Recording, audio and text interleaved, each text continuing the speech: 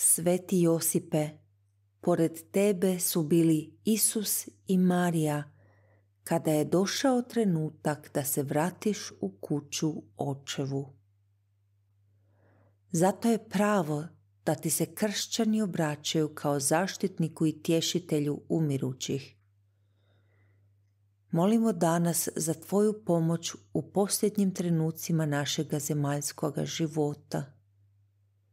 Izmoli nam milost da ovdje živimo kao ti u pravednosti i čistoći, u prisutnosti Isusa i Djevice Marije, te ne budemo odjeljeni od njih ni onoga dana kada će nam doći posljednji čas. Daj da poput tebe budemo i mi primljeni u kuću Očevu i da naš život bude preobražen u vječne radosti kod Gospodina. Amen.